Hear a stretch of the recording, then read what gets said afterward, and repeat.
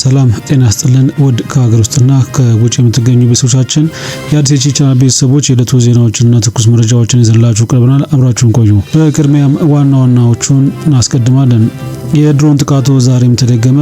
ኤርትራ ድንበር በቅርብ ርቀት እንዲሁም ደግሞ በራያ 3 ተከታታይ ድሮን ጥቃቶች መፈጸማቸው ሰምቷል። በእነዚህ የድሮን ጥቃቶች የህወሓት ወታደራዊ ካምፖች ክፉኛ መውደማቸው ታውቋል። የጦር መሳሪያ ማከማቻ መጋዘኖች ሙሉ በሙሉ ዶጋመንት ስለመደረጋቸው ነው ከስፍራው የወጡ መረጃዎች ያረጋገጡት። በቀዳሚነት በዝርዝር የምናስደምጣችሁ ዘገባችን ነው። ሱዳን ከኢትዮጵያ ግዛት የተነሳች ድሮን መጣሏን አስታውቃለች።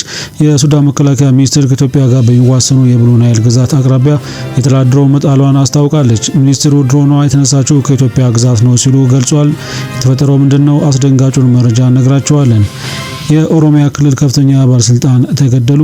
ባለስልጣኑ በትናንትናው ዕለት አመሻሽ ላይ በታጣቂዎች በተፈጸመባቸው የደፈጣ ጥቃት መገደላቸውን ከስፍራው የወጡ መረጃዎች አመላክቷል። ጥቃቱን ተከትሎ በአካባቢው ከፍተኛ ውጥረት ተፈጥሯል። ታዳሙታላችሁ። ቻናሉን ሰብስክራይብ፣ ቪዲዮውን ላይክ ማድረግ እስከ ፍጻሜ አብራችሁ እንድቆዩ በአክብሮት እንጠይቃለን። አዲስ ደረጃ አብራችሁ ቆያለሁ። ወደ ቀዳሚው ጉዳያችን እንሻገራለን። የድሮን ጥቃቱ ዛሬም ተደገመ። የኢትዮጵያ አየር ኃይል መጠነ ሰፊ የድሮን ድብደባ በሁለት ትግራይ ከተሞች ላይ ፈጽመዋል። ህወሓት ማምለጥ አልቻለም። ዛሬ ረፋዱ ላይ እንቅስቃሴ ላይ በነበሩ የህወሓት ወታደሮች እንዲሁም የጦር መሳሪያ ማከማቻ መጋዘን ላይ ተከታታይ የአየር ድብደባ ተፈጽሟል። በኮረማ አካባቢ ተሰግዝገው በሚገኙ የህወሓት ወታደራዊ ካምፖች ላይ ዛሬ ኃይለኛ የድሮን ጥቃት ተፈጽሟል። በዛሬው ዕለት በተወሰደው እርምጃ በኮረማ አካባቢ የሚገኙ የቡድን ወታደራዊ ካምፖችና ይዞታዎች ሙሉ በሙሉ መውደማቸው ተነግሯል። የዘገባ እስከተጠናቀረበት ባለበት ሰዓትም በስፍራው የሚወሰደው የአየር እርምጃና የአየር ክትትል መቀጠሉ ነው የተሰማው። የትግራይ ቴሌቪዥን በበኩሉ ድሮን ጥቃቱን በተመለከተ ባወጣው ዘገባ በድሮን ጥቃቱ የተገደሉ ሰላማዊ ሰዎች ናቸው ሲል ለማስተባበር ሞክሯል። የደቡብ ትግራይ ዋና ዞን አስተዳዳሪ አቶ ዝናቡ ገብረ መድህን ለትግራይ ቴሌቪዥን በሰጡት አስተያየት በራያ ዘቦ በገነት ጣቢያ ተብሎ በሚጠራው ስፍራ ላይ ሁለት ጊዜ የድሮን ጥቃቶች የተፈጸሙ ሲሆን አንደኛው 4 ሰዓት ከ48 ደቂቃ፣ ሁለተኛው ደግሞ 5 ሰዓት ከ20 ደቂቃ ላይ የተፈጸመ እንደሆነ ተናግረዋል። አመራሩ በዚህ ጥቃት ሰላማዊ ሰዎች ተገድለዋል በማለት ከሰዋል።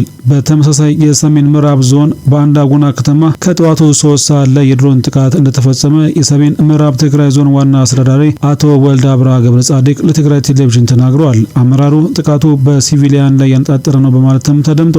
እነዚህ ጥቃቶች ግን ትልቅ ወታደራዊ አንድምታ እንዳላቸው ባለሙያዎች ይናገራሉ። የድሮን ጥቃቱ የቲዲኤፍ አቅማመጦችም የሎጂስቲክ መስመሮችን ወይም ተጠርጣሪ ቡድኖችን ማነጣጠር ያስችላል። የፌዴራል ኃይሎች ከትግራይ ወሰን ውጪ በማቆየት ወጪንም የሚቀንስለት ነው የተባለው። ነገር ግን የሲቪል ጉዳት ሲደርስ የአካባቢው ህዝብ ወደ ቲዲኤፍ ምልመላ ሊያነሳሳው ይችላል የሚሉ ስጋቶችም ወጥተዋል። በጃንዋሪ 26 በጠለምትና በደቡብ ትግራይ ግጭት ከድሮን ጋር ተያይዞ ተከታትለዋል። በተመሳሳይም በነሐሴ 26 በምዕራብ ትግራይ ሽሬና በድሮን የታገዘ ከባድ ግጭት መቀስቀሱ ይታወሳል። የግራጫ ዞን ሙሉ ጦርነት ሳይሆን በቀጣይነት ያለው ግጭት እንዲቀጥል ሊያደርግም ይችላል። ነገር ግን እስካሁን ድረስ በሁለቱ ኃይሎች መካከል ሙሉ ጦርነት አልተቀሰቀሰም። ከዚህ በተጨማሪ ጎን ለጎን የድርድር ጥረቶች መቀጠላቸው መረጃዎች እያመላከቱ ይገኛል። አቶ ጀዋር መሐመድ ከሰሞኑ በአንድ የበይነ መረብ ሚዲያ ላይ ባደረጉት ቆይታም በፌዴራል መንግስትና በህወሓት መካከል ከጀርባ ድርድሮች እየተደረጉ እንዳለ መረጃው አለኝ በማለት በህወሓትና በፌዴራል መንግስት መካከል ድርድር እየተደረገ እንደሚገኝ ተናግረዋል። በቀጣይ መረጃችን ሱዳን ከኢትዮጵያ ግዛት የተነሳ ድሮን መጣሏን ገለጸች።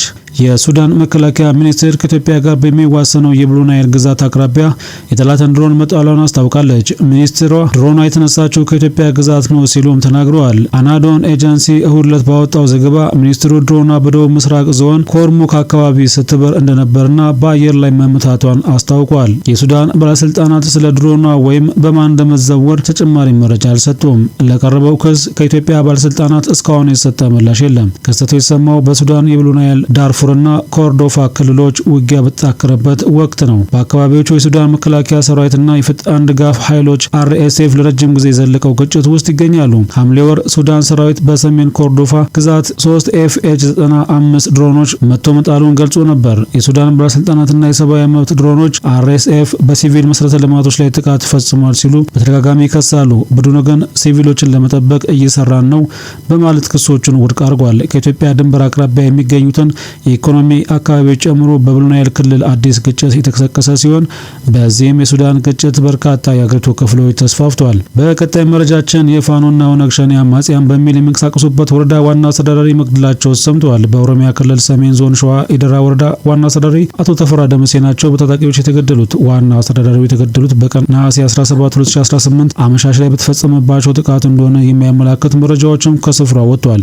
አቶ ተፈራ መንገድ ላይ በነበሩበት ወቅት ያደፈጡ ታጣቂዎች በጥይት ተመተው ክፉኛ ከቆሰሉ በኋላ ነው ህይወታቸው ያለፈው። ዋና አስተዳዳሪው የተገደሉት ራሱን የኦሮሞ ነጻነት ብሎ በሚጠራው ወይንም መንግስት ኦነግ ሸኔ ብሎ በሚጠራው ታጣቂ ቡድን ሳይሆን እንዳልቀረ ከስፍራው እየወጡ ያሉ መረጃዎች አመላክተዋል። 17 አመሻሽ ገደማ ታጣቂ በኦርኖ በተፈጸመ ጥቃት ግድያውን እንደፈጸመ ገልጿል።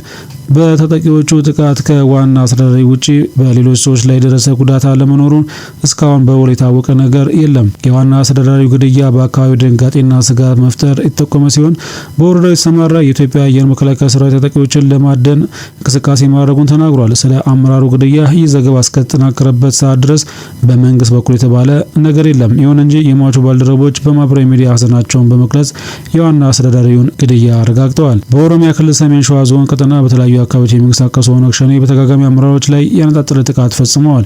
በደራ ወረዳ እስከ ወረዳው መቀመጫ ከተማ ጎንዶ መስቀል ድረስ ዘልቆ በመግባትም በተደጋጋሚ ጥቃቶችን በንጹሃን ላይ ጭምር ሲፈጽም ቆይቷል።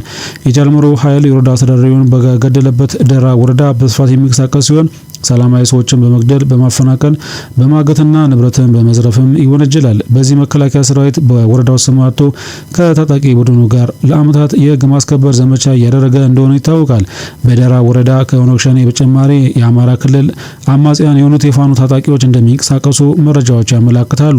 በአካባቢው ወደ ኦሮሚያ ክልል ዘልቀው በመግባት የሚንቀሳቀሱት እነዚህ የፋኖ አማጽያን ደራ የአማራ ነው በሚል የወሰን ማንነት ጥያቄ ያነሳሉ። የደራ ወረዳ ከአማራ ኦሮሚያ አዋሳኝ አካባቢ የሚገኝ ሲሆን የህዝብ አሰፋፈሩን በአማራና ኦሮሞ ተወላጆች ስብጥር የተሞላ ነው። በወረዳው የሁለቱ ብሔሮች ስብጥር ግማሽ ገደማ መሆኑን ከሁለት አስርት ዓመታት በፊት የተደረገ የህዝብና ቤት ቆጠራ መረጃ ያመለክታል። በቀጣይ መረጃችን በአዲስ አበባ በደረሰ የመንገድ ትራፊክ አደጋ የ6 ሰዎች ህይወት ማለፉ ተነግሯል። የአዲስ አበባ ፖሊስ ዋና ጠቅላይ መምሪያ እንዳስታወቀው አደጋው የደረሰው ነሐሴ 18 ከጠዋቱ 1 ሰዓት ከ50 በቦሌ ክፍለ ከተማ ወረዳ አሰቦ ቅድስት ኪዳነ ምሕረት ቤተክርስቲያን አካባቢ ነው። የጉዞ አቅጣጫው ከፊቼ ወደ ጎሮ የሆነ የሰሌዳ ቁጥር ኮድ 305997 ትግራይ ታርጋ የሚኒባስ ተሽከርካሪ በተጠቀሰው አካባቢ በመንገድ ስራ ላይ የነበረ የኤክስካቫተር ማሽን ሲቆፍር ወድቆበት በታክሲ ውስጥ ላይ ከነበሩ ትራንስፖርት ተጠቃሚዎች መካከል ከ5 ወንዶችና 1 ሴት ህይወት አልፈዋል። ከሟቾች በተጨማሪ በታክሲ ውስጥ የነበሩ ተሳፋሪዎች ከባድና ቀላል አካል ጉዳት ደርሶባቸዋል። የሕክምና ክትትል በማድረግ ላይ የሚገኙ መሆኑን የገለጸው ፖሊስ